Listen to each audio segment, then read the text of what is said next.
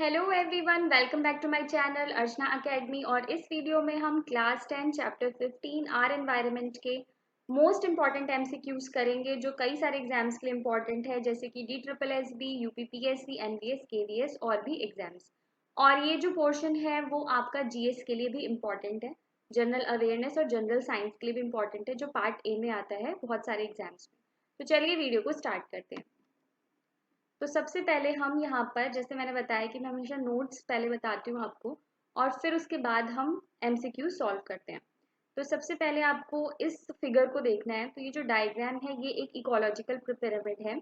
तो ये जो डायग्राम है वो क्या है, एक इकोलॉजिकल पिरामिड जो कि शो करता है रिलेशनशिप ऑर्गेनिजम्स के, डिफरेंट ऑर्गेनिजम्स के अंदर रिलेशनशिप ही शो करते हैं। अब हमें इसे अच्छे से समझना है। तो सबसे पहले हम देखेंगे कि जो सन है, सन जिसे हम बोलेंगे अल्टीमेट सोर्स ऑफ एनर्जी। तो अर्थ पे जितनी भी एनर्जी है जो कि इकोलॉजिकल पिरामिड में मूव होती है, उसका जो अल्टीमेट सोर्स है वो क्या है, सन है। तो sun is ultimate source of energy. अगर सन होगा तभी जो एनर्जी है वो इस फॉर्म में, केमिकल फॉर्म में कन्वर्ट हो पाएगी ताकि बाकी ऑर्गेनिज्म उसे यूज कर सके। उसके बाद जो सन है उसकी 50% जो रेडिएशंस होती है वही फोटोसिंथेटिकली एक्टिव रेडिएशन होती है, और उसी की जो शॉर्ट फॉर्म है वो है PAR। तो फोटोसिंथेटिकली एक्टिव रेडिएशन को हम क्या बोलते हैं, PAR। और यही अवेलेबल होता है प्लांट्स को फोटोसिंथेसिस करने के लिए।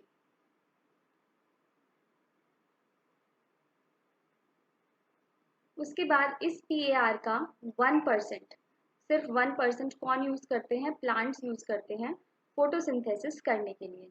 ठीक है, और इस फोटोसिंथेसिस से ये फूड को बनाते हैं और वो फूड फिर फूड चेन में दूसरे ऑर्गेनिजम्स तक पहुंचता है सक्सेसिव ट्रॉफिक लेवल्स में।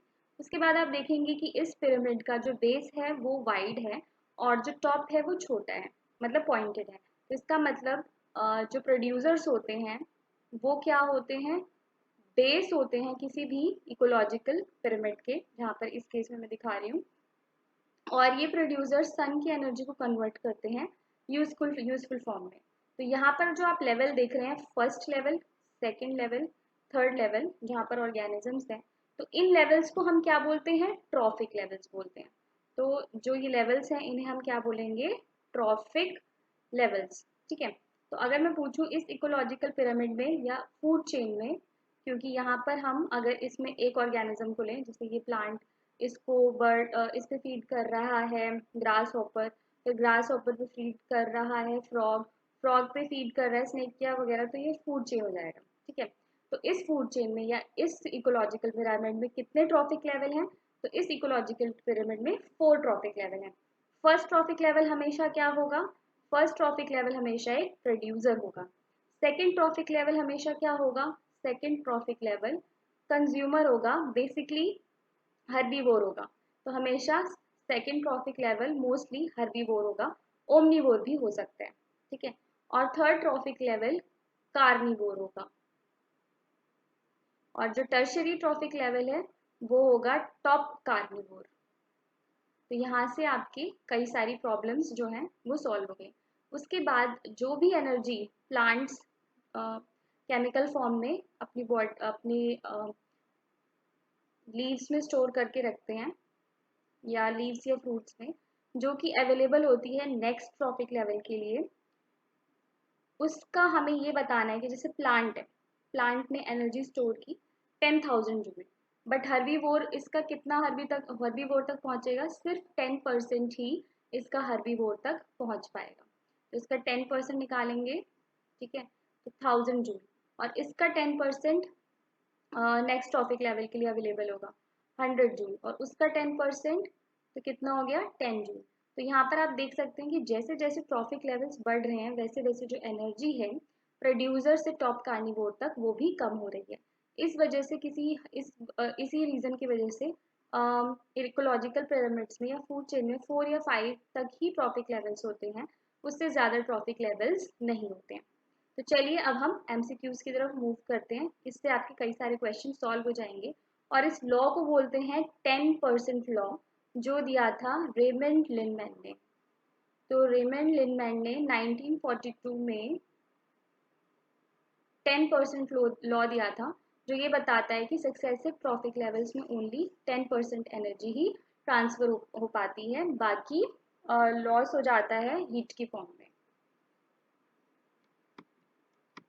तो क्वेश्चन नंबर 1 है, in a food chain the initial organism is usually, तो इनिशियल ऑर्गेनिज्म हमेशा क्या होगा, फोटोसिंथेटिक, क्योंकि फर्स्ट ट्रॉफिक लेवल हमेशा क्या होते हैं, प्रोड्यूसर्स होते हैं। Question number 2, in a food chain the third trophic level is always, third trophic level हमेशा क्या होगा, कार्निवोर होगा। Question number 3, in an ecosystem includes, ecosystem में दोनों चीजें होती हैं, living and non living objects. तो इकोसिस्टम हमारा बायोटिक मतलब लिविंग एंड एबायोटिक कंपोनेंट्स जैसे कि एयर वाटर सॉइल से मिलकर बनता है। तो इकोसिस्टम में बायोटिक एंड एबायोटिक कंपोनेंट्स होते हैं। Question number 4, the decomposers in an ecosystem, decomposers एक इकोसिस्टम में क्या करते हैं, ऑर्गेनिक चीज़ों को इनऑर्गेनिक फॉर्म में कन्वर्ट करते हैं। तो कोई भी चीज़ डेड हो जाती है तो डीकम्पोजर्स उसे डीके करते हैं और वापस उसके अंदर जो भी नाइट्रोजन, फॉस्फोरस और बाकी कंपोनेंट्स हैं उन सबको किस में कन्वर्ट कर देते हैं, मतलब इसके अंदर डेड बॉडी के अंदर जो भी चीज़ें हैं उसे वापस इनऑर्गेनिक फॉर्म में कन्वर्ट कर देते हैं ताकि ये सॉइल और एयर में वापस जा सके। Question number 5. Organism of a higher trophic level which feed on several type of organism belonging to a number of lower trophic level constitute food web. अब यहाँ पे कि अगर हायर ट्रॉफिक लेवल पे कोई ऑर्गेनिज्म है, तो जैसे लायन हायर ट्रॉफिक लेवल पे है, सबसे ऊपर है, तो ये कई सारे ऑर्गेनिजम्स को फीड कर सकते हैं, जैसे गोट, रैबिट, रैट, और ये फर्दर जैसे ये ग्रास पे फीड करता है, रैबिट भी ग्रास पे अगर फीड करता है, रैट फीड करता है अगर ग्रास होपर पे, and grass hopper ultimately grass पे फीड कर रहा है। तो ये हम क्या बता रहे हैं कि अगर जो टॉप है, टॉप पे जो कार्निवोर है या जो सबसे टर्शियरी पे, उसके पास कई सारे ऑप्शन है फीड करने के लिए। तो इस तरीके का कनेक्शन क्या दर्शाता है, फूड वेब दर्शाता है। और अगर इसमें से मैं सिर्फ एक रिलेशनशिप को देखूं, जैसे अगर मैं लॉइन, गोट और ग्रास इतने को देखूं, तो ये क्या होगा, फूड चेन। तो इंटरकनेक्टेड फूड चेन को हम फूड वेब बोल सकते हैं, और यहाँ पे उसी डेफिनेशन को दूसरे तरीके से इन्होंने शो किया है। Question number 6, which one of the following is not a consumer, इनमें से कंज्यूमर कौन है, कौन नहीं है।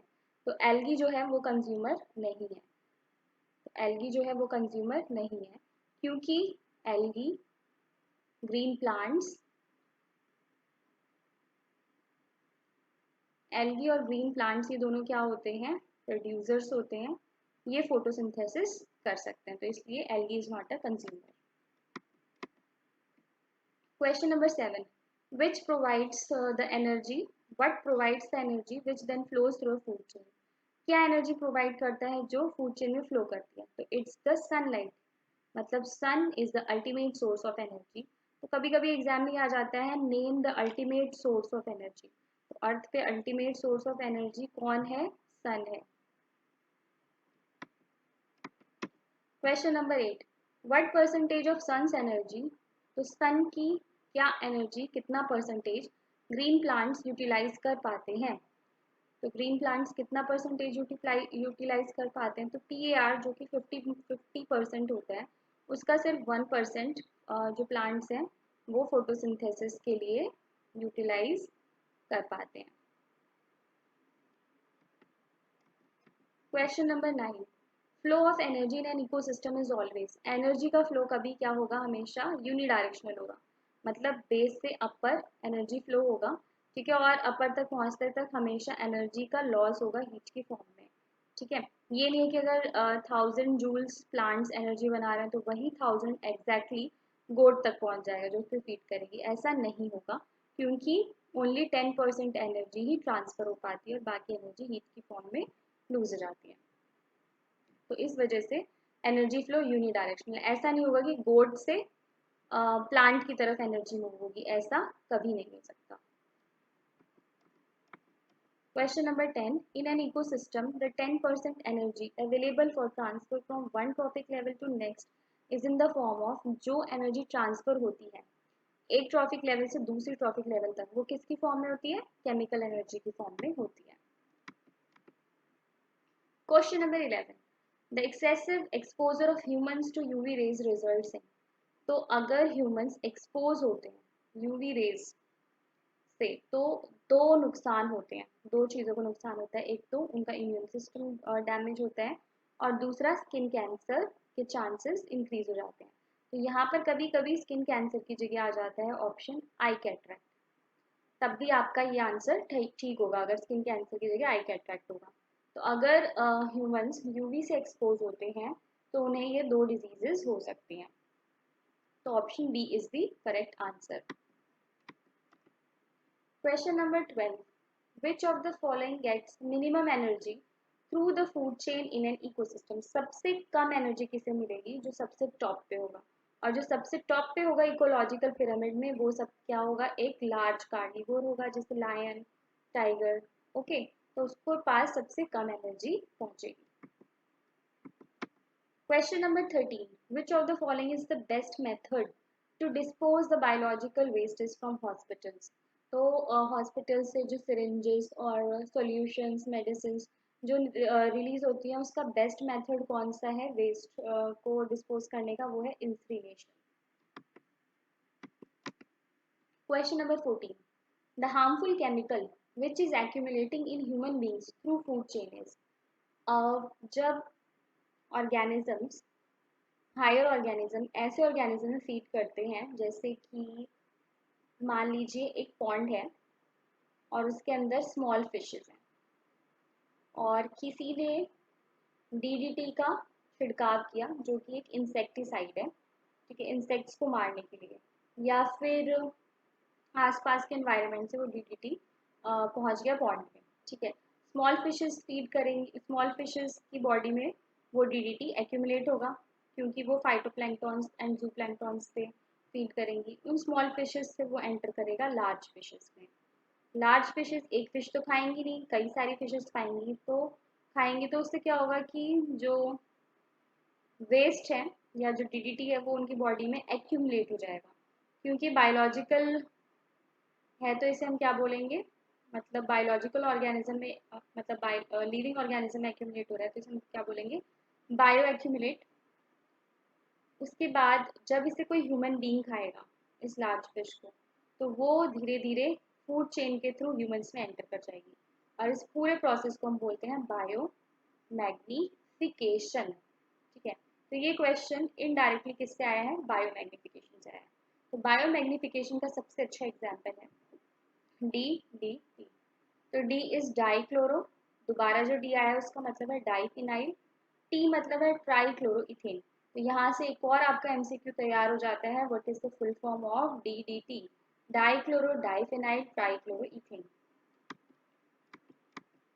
Question number 15 O2 is converted into O3 by action of UV rays ठीक है तो जो O2 है जब उस पर UV रेस पड़ती हैं तो वो O के दो एटम्स बना देते हैं जब O2 और O आपस में रिएक्ट करते हैं तो O3 या ओजोन मॉलिक्यूल की फॉर्मेशन होती है अब यहाँ पर एक क्वेश्चन और आ सकता है कि ओजोन मॉलिक्यूल में कितने ऑक्सीजन एटम होते हैं तो ओजोन मॉलिक्यूल में 3 ऑक्सीजन एटम्स होते हैं तो O2 O3 में किसकी हेल्प से कन्वर्ट होता है यूवी रेज की हेल्प से कन्वर्ट होता है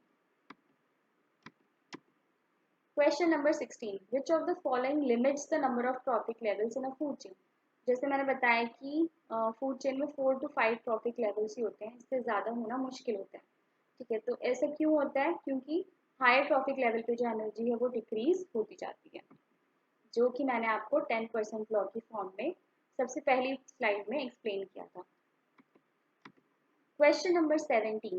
Accumulation of non-biodegradable pesticide in the food chain in increasing amount at each higher trophic level ये अल्टीमेटली किसकी डेफिनेशन बायोमैग्निफिकेशन की कि कोई नॉन बायोडिग्रेडेबल पेस्टिसाइड अगर फूड चेन में इंक्रीज हो रहा है और हायर ट्रॉफिक लेवल में बढ़ता जाएगा तो उस प्रोसेस को क्या बोलते हैं, बायोमैग्निफिकेशन। जिसका एग्जाम्पल है DDT। In trophic level the greatest number is of, trophic level में सबसे ज़्यादा नंबर किसका होता है, प्रोड्यूसर्स, और यही प्रोड्यूसर्स इकोलॉजिकल पिरामिड या फूड चेन के बेस पे प्रेजेंट होते हैं। Question number 19, in food web the flow of energy.